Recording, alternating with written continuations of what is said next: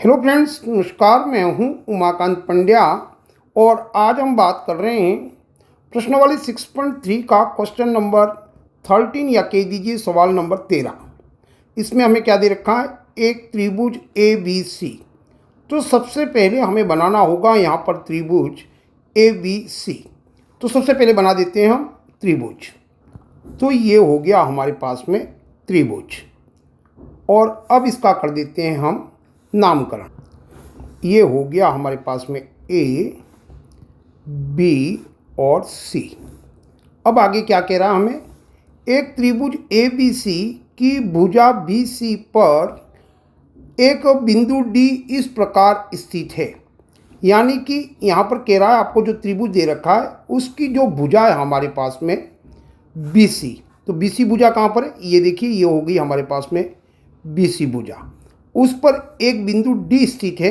यानी कि आप बी सी भुजा पर कहीं पर भी एक बिंदु डी रख सकते हैं। मैं अभी यहाँ पर इसको डी रख देता हूँ। ये हो गया इस भुजा पर बिंदु डी। अब वो किस प्रकार से स्थित है, क्या कह रहा है? बी सी पर एक बिंदु डी इस प्रकार स्थित है कि कोण ए डी सी बराबर कोण बी ए सी है। आपको दो कोण दे रखे हैं, दो बराबर कोण। अब वो कोण कौन से, वो सबसे पहले हम देख लेते हैं। पहला कोण कौन सा दे रखा है? कोण ए डी सी। तो ए डी सी कोण कहाँ है? सबसे पहले पकड़ते हैं ए को। ए, ये हो गया डी और ये हो गया सी। इस प्रकार से हमारा ये हो गया कोण। जब भी आपको इस प्रकार के कोण दे तब आपको पता होना चाहिए कि ए डी सी ये तीन लेटर हैं, इसमें से बीच वाला जो लेटर होगा वो आपका कोण होगा। तो यहाँ पर इसमें डी ये वाला हमारे पास में कोण हो गया। अब दूसरा कोण कौन सा हो गया? कोण बी ए सी। सबसे पहले लेते हैं बी, ये हो गया ए और ये हो गया सी। इस प्रकार से ये वाला कोण, ये पूरा कोण हमारे पास में वो हो गया हमारे पास में बी ए सी। अभी मैंने बताया था बी ए सी, यानी कि बीच वाला जो लेटर है वो हमारा कोण हो गया। तो ये वाला कोण, और यहाँ पर हमको दे रखा था कोण ए डी सी, यानी कि ये वाला कोण। यानी कि ये वाला कोण और ये वाला कोण हमको बराबर दे रखे हैं। ये बात आपको यहाँ तक दे रखी है। अब आगे क्या कह रहा है? दर्शाइए। दर्शाइए का मतलब सिद्ध कीजिए कि सी ए स्क्वायर बराबर C B into C D है। ये आपको प्रूव करना है। ये जो बातें हमको दे रखी हैं उससे हमें इस बात को प्रूव करना है। तो सबसे पहले कौन सा प्रूव करना है उसको हम लिख लेते हैं। तो हमें यहाँ क्या प्रूव करना है? सी ए स्क्वायर बराबर C B dot C D. सबसे पहले तो इस प्रकार का जो प्रूव करना है वो हमारे लिए नया हो सकता है, अभी तक हमने देखा नहीं है। पर यह बहुत ही सरल बात है। यदि आपने इसको समझ लिया कि ये रियल में हमें क्या दे रखा है, इस बात को समझ गए तो फिर बहुत ही आराम से आप इसको प्रूव कर सकते हैं। सामान्य तरीके से इसको देखें तो क्या दे रखा है? तो सी ए स्क्वायर, यानी कि आपको यदि कोई 5 का स्क्वायर यूँ दे दे तो इसका मतलब क्या हो गया? 5 इंटू 5, ऐसा लिख सकते हैं। तो फिर हमारे पास में सी ए स्क्वायर दे रखा है, इसको भी हम सी ए इंटू सी ए लिख सकते हैं। अब हम सी ए को क्या लिख सकते हैं? सी ए इंटू सी ए बराबर लिख सकते हैं सी बी, और डॉट का मतलब होता है गुणा, C B into C D. ये हो गया हमारा सामान्य रूप जैसे हम लिखते हैं। अब ऐसा लिखने से हमें क्या फ़ायदा हुआ वो देख लीजिए। इसका मतलब क्या है कि यदि ये दोनों देखेंगे आप तो ये दोनों चीज़ें आपको क्या दे रखी हैं? एक समीकरण के रूप में है आपके पास में। यदि इसको आप बाई टीपी कर दे तो क्या होगा वो देख लीजिए। मान लीजिए मैंने यहाँ पर सी ए और इस ए को उठा करके इस तरफ रख दिया, तो ये क्योंकि गुणे में है तो यहाँ पर किसी एक जो दो भुजाएं दे रखी है सी बी और सी डी, किसी एक के नीचे ये सी ए चला जाएगा। तो मैं अभी सी बी के नीचे इसको सी ए लिख देता हूँ, और ये भी मल्टीप्लाई में C B into C D. तो ये सी डी को मैं यदि इस तरफ ले आता हूँ तो ये हो जाएगा आपका सी ए के नीचे सी डी। इस प्रकार से ये दोनों पक्षांतरण करने पर कुछ इस प्रकार की स्थिति आ गई। ये बात आपको समझनी होगी कि समीकरण है। तो ये सी ए यहाँ रहने दिया मैंने यहाँ पर, और इस सी ए को ट्रांसफ़र करके मैं इस पक्ष की ओर ले गया, और क्योंकि ये गुणे में है तो यहाँ आकर के इस सी बी के नीचे मैंने एक भुजा के नीचे इसको भाग में रख दिया, और ये दोनों भी आपके मल्टीप्लाई में हैं। तो इस सी डी को उठा करके यहाँ लाया तो ये भी गुणे में थे, ये आकर के सी ए के भाग के नीचे लग गया। इतनी बात आपको समझ आ जानी चाहिए। आशा करता हूँ इतनी बात आपको समझ में आई होगी कि ये इस प्रकार की स्थिति होगी। और ऐसा क्यों कर रहे हैं? क्योंकि हमें पता है समरूप त्रिभुजों में जो इसकी संगत भुजाएं जो होती है वो समानुपाती होती है। या कह दीजिए जब भी कोई समरूप त्रिभुज है तो हम इसकी संगत भुजाओं को कुछ इस प्रकार से लिख सकते हैं, और यही हमको करना था। तो हमने इस वाली पोजीशन को बदल करके कुछ इस प्रकार से बना दिया। ये बात आपको समझ आ जानी चाहिए। अब यदि आप ध्यान से देखोगे तो हमारे पास में जो भुजाएं, संगत भुजाएं समानुपात के रूप में दे रखी हैं, उसी से हमको त्रिभुज भी पता चल सकते हैं कि कौन से त्रिभुजों को हमको समरूप करना है। ये बहुत सामान्य सी बात है। ये बेसिक नॉलेज यदि आप में है तो आप बहुत सामान्य तरीके से इस बात को भी समझ जाओगे। जिससे ऊपर लिखी भुजाओं को देखिए, सी ए और सी बी, ये वाली और ये वाली भुजा एक त्रिभुज की होगी। तो इसमें देखिए सी जो लेटर है कॉमन आ रहा है, तो आप इसको सी लिख दीजिए, एक आ गया, इसमें से एक आ गया ए और एक आ गया बी। इस प्रकार से यहाँ हमको त्रिभुज मिलेगा। सी ए बी को हमें लेना है, और नीचे से देखिए, नीचे सी डी और सी ए ये वाले दो दे रखे हैं, इससे भी त्रिभुज का पता चल जाएगा। सी कॉमन आ रहा है, साथ में ही डी, सी डी और यह हो गया ए, और ये वाला त्रिभुज। यहाँ से आप बहुत ही सामान्य तरीके से पता लगा सकते हो, और जिस क्रम में लिखा है उसी क्रम में आपको लिख देना है। तो ये दोनों जो त्रिभुज हैं आपके पास में, इनको आपको समरूप करना है। ये बात यदि आपको समझ में आ गई तो फिर सवाल बहुत आसान तरीके से हल हो जाएगा। और हमको ये रूप लाना है क्योंकि हमें इस प्रकार का पता नहीं। ये आने के बाद आप इसको इसमें परिवर्तित कर देंगे बहुत ही सरल तरीके से। अब यदि हमें इन दो त्रिभुजों को समरूप करना है, सी डी ए समरूप सी ए बी, तो ये दोनों त्रिभुज कौन से वो देखना होगा। सी डी ए त्रिभुज कौन सा वो देख लीजिए। सी डी ए ये वाला जो त्रिभुज है आपके पास में, ये वाला त्रिभुज है वो हो गया आपके पास में सी डी ए, और ये बड़े वाला त्रिभुज सी ए बी जो ए बी सी के रूप में है उसी का नाम सी ए बी हो गया। क्योंकि समरूप के वक्त जब भी हम दो त्रिभुजों को समरूप करते हैं और कोण या भुजाओं को बराबर करते हैं तो नाम उसका होता है वो चेंज हो जाता है। तो ए बी सी त्रिभुज था वो अब बन गया सी बी ए। तो हमको यहाँ पर क्या करना है, इस वाले त्रिभुज को और इस वाले त्रिभुज को हमको क्या करना है, समरूप सिद्ध करना है। अब कैसे समरूप सिद्ध करेंगे, पहले ये समझ लेते हैं, फिर इसको समरूप सिद्ध करते हैं। अब देखिए यहाँ से यदि आप ध्यान से देखोगे तो यहाँ देखिए हमको या कोण बराबर कौन कौन से मिल रहे, तो ये भी हमको बहुत आसान तरीके से पता चल जाता है कि कौन कौन से कोणों को बराबर करना है। जैसे नाम लिख रखा है तो सी कोण है वो सी के बराबर क्यों है, देख लीजिए।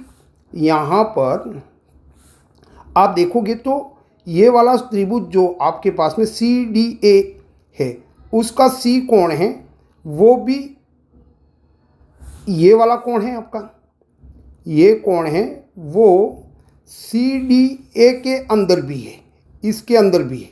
यहाँ देखिए यहाँ त्रिभुज बन रहा तो सी के ये ए सी डी के किसके अंदर, सी डी ए के अंदर भी आपका ये कोण दे रखा है। और यदि बड़े त्रिभुज की बात की जाए सी ए बी की, तब भी देख लीजिए आप इसके अंदर भी ये वाला कोण आपके पास में है, यानी कि ये दोनों में कॉमन है, यानी कि सी है वो आपका क्या आ गया, कॉमन। और दूसरा देखिए दूसरा कोण कौन सा बराबर होगा, तो हमको शुरुआत में ही यहाँ पर दिया था ए डी सी। कौन सा कोण दिया था यहाँ पर, ए डी सी। तो ए डी सी में ये वाला कोण और बी ए सी यानी कि ये वाला कोण। तो यहाँ से भी क्या पता चला, ये हो गया आपका छोटा त्रिभुज सी डी ए का डी कोण और यहाँ पर सी ए बी का ए कोण, ये दोनों कोण आपके बराबर हो गए। यदि दो कोण हमारे पास में बराबर हो जाते हैं तो फिर ये जो दो त्रिभुज हैं हमारे पास में वो दोनों आपके क्या हो जाएंगे, दोनों त्रिभुज आपके हो जाएंगे समरूप, बहुत ही आसान तरीके से। और हमने दोनों त्रिभुज दोनों कोणों को यहाँ पर बराबर भी कर दिया, संगत कोणों को। तो फिर अब हम शुरू करते हैं हमारा सवाल कि इसको किस प्रकार से हल करते हैं। जब भी हम सवाल हल करते हैं तो सबसे पहला काम होता है हमें जो दिया होता है उसको पहले लिखते हैं। तो पहले लिखते हैं दिया है। अब हमें यहाँ पर क्या दे रखा है, तो ये जितना भी आपको सवाल 13 में यहाँ से एक त्रिभुज ए बी सी की भुजा बी सी पर एक बिंदु डी इस प्रकार स्थित है कि कोण ए डी सी बराबर कोण बी ए सी है, इतना सब कुछ आपको यहाँ दिया है, हमें उतार लेना है। फिर ये हो गया हमारा पहला काम। अब दूसरा काम हमें क्या करना है, दूसरा काम करना है दर्शाइए। यहाँ पर क्या लिखा है, दर्शाइए, उसको आपको लिखना है सिद्ध करना है। तो यहाँ लिखेंगे सिद्ध करना है। हमें यहाँ पर क्या सिद्ध करना है, सी ए स्क्वायर बराबर C B into C D, इस बात को हमें सिद्ध करना है। अब यहाँ पर हम शुरू करेंगे हमारा लिखना हल। यहाँ लिखेंगे हल। अब हल में क्या लिखेंगे, जो हमें दो त्रिभुज दिए गए। कौन से दो त्रिभुज है हमारे पास में, अभी हमने देखा एक तो हो गया हमारे पास में, आप चाहे तो ए डी सी नाम रख दीजिए, जो भी आपको नाम लिखना है पहले इसको लिख दीजिए।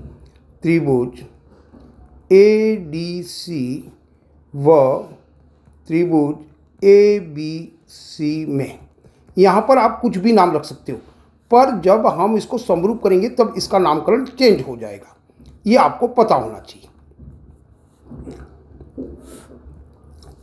यहाँ पर थोड़ा सा इसको छोटा कर लेते, जगह हो जाएगी।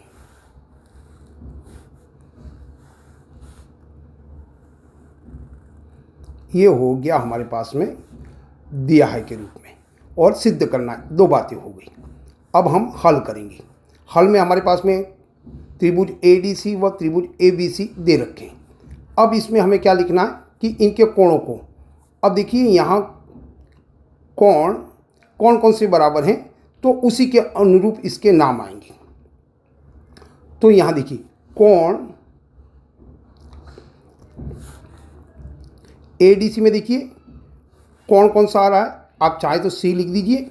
तो यहाँ लिखेंगे कोण सी बराबर, इसका भी कोण कौन सा, सी, दोनों में कॉमन है, ये वाला कोण मैंने बताया था आपको। कोण सी बराबर कोण सी क्यों हो गया, तो लिखेंगे उभय निष्ठ, दोनों में आ गया। और कौन सा कोण बराबर है इसका, तो आपने ए डी सी पहले लिखा, तो इस तरफ आप जो लिख रहे हैं ये कोण लिखना है, और इस तरफ जो लिख रहे हैं उसमें ए बी सी का कोण लिखना है। अब देखिए यहाँ पर ए डी सी में आपका जो डी कोण है ये वाला, तो कोण डी बराबर हो जाएगा कोण ए। ये दोनों कोण क्यों बराबर है, ये वाला और ये वाला, छोटे त्रिभुज का ये वाला कोण और बड़े त्रिभुज ए बी सी का ये वाला कोण, दोनों क्यों बराबर हैं, क्योंकि ये हमको यहाँ पर दे रखे कोण ए डी सी बराबर कोण बी ए सी। तो आप यहाँ लिखेंगे दिया है, क्या लिखेंगे, दिया है। ये दो कोण जैसे ही आपके पास में बराबर हो गए, तो फिर आप कह सकते हो ए नियम से त्रिभुज। अब आपको जो नाम लिखना है वो जैसे कोण बराबर हुए उसी के अनुरूप लिखना है। पहले इस त्रिभुज का नाम लिख रहे तो इसी को लिखना है ए डी सी वाला, तो पहला कौन सा हो गया, सी डी और बचा कौन सा कोण, ए, तो ये नामकरण हो गया इसका सी डी ए समरूप। अब त्रिभुज सी ए और बाद में आएगा बी, सी ए बी। ये बात आपको विशेष ध्यान रखनी है, जब भी इसका नामकरण करेंगे तब त्रिभुजों के नाम इसी प्रकार से आएंगे। यहाँ से ही पता चलेगा कोण सी के बराबर कोण सी है, कोण डी के बराबर कोण ए है, और कोण ए के बराबर कोण बी है। तो यहाँ इसका नामकरण जब भी करें आप उसका विशेष ध्यान रखें। यहाँ गलती करने पर आपका पूरा सवाल गलत हो जाएगा, चाहे ऊपर आप हल के वक्त में कुछ भी लिख रहे हो, पर जैसे कोण बराबर होते जाएंगे वैसे ही यहाँ समरूप में इसके नाम आएंगे। अब हमारे पास में ए नियम से ये दोनों त्रिभुज हमारे पास में क्या हो गए, समरूप हो गए। सी डी ए और कौन सा त्रिभुज है हमारे पास में, सी डी ए और सी ए बी। यदि ये समरूप हो गए तो फिर हम इनकी भुजाओं को समानुपात के रूप में लिख सकते हैं, संगत भुजाओं को समानुपात के रूप में लिख सकते हैं। अब आपको इसकी जो संगत भुजाएं जो दे रखी हैं उसको समानुपात के रूप में लिखने भी आना चाहिए। यहाँ कोई मिस्टेक नहीं होनी चाहिए। जैसे आपने यहाँ पर पहला लिया सी डी ए, तो पहली भुजा लेंगे सी डी, तो यहाँ लिखेंगे सी डी, और यहाँ से ये वाली भुजा लेंगे सी ए। ये इसकी संगत भुजाएं समानुपाती होती हैं, तो सी डी बटा सी ए बराबर दूसरी भुजा कौन सी आएगी, डी ए। पर हमें यहाँ पर डी ए की आवश्यकता नहीं है, यहाँ पर कहीं पर भी डी ए वाला सिद्ध करने में नहीं आ रहा है। यहाँ आप देख सकते हो कि यहाँ डी ए कहीं नहीं आ रहा है। आप चाहे तो इसको लिख सकते हैं यहाँ पर आपको डी ए लिखने की आवश्यकता नहीं है, काम बढ़ाने की आवश्यकता नहीं है। तो फिर यहाँ पर क्या लिखेंगे, सी डी बट्टा सी ए लिख दिया। अब दूसरी भुजा को देखिए, दूसरी भुजा कौन सी बन रही है, यहाँ बन रही है सी ए, ये वाली भुजा। तो आप इस भुजा को लिखिए यहाँ सी ए, और यहाँ से कौन सी भुजा बन रही है, आप देखिए अनुपात में कौन सी भुजा आएगी, सी बी, तो यहाँ लिखिए सी बी। अब ये दोनों आ गई, तो इसका कारण लिखना होगा क्यों है, तो आप लिखोगे समरूप त्रिभुज की संगत भुजाएं, संगत क्या होगी, भुजाएं क्या होगी, समानुपाती होती हैं। तो ये हो गया समरूप त्रिभुज की संगत भुजाएं समानुपाती होती हैं, ऐसा आप पूरा भी लिख सकते हैं। अब समान ये हो गई, इसकी जो संगत भुजा है वो समानुपात के रूप में आपने लिख दी। अब क्योंकि आपको कुछ इस प्रकार से लिखना है, ये वाला आपको प्रूव करना है यहाँ पर, तो फिर आपको इसके रूप में इसको बदलना। कैसे बदलेंगे, सी ए स्क्वायर आना चाहिए बराबर C B into C D आना चाहिए। तो वो कैसे आएगा वो देख लीजिए। अब यहाँ से देखिए, यहाँ देखिए इसका क्रॉस मल्टीप्लाई आप यहाँ लिख सकते हो। यदि पूरा लिखना चाहें तो वज्र क्या लिखेंगे, वज्र गुणा करने पर, यहाँ लिख सकते हैं वज्र गुणा करने पर या क्रॉस मल्टीप्लाई आप लिख सकते हो। तो यहाँ लिख देते हैं वज्र गुणा करने पर क्या हो गया, आप देखिए इसका और इसका गुणा किया आपने, क्रॉस मल्टीप्लाई किया, तो ये आ गया सी ए स्क्वायर बराबर इसका और इसका गुणा किया, तो यहाँ आ गया C D into C B.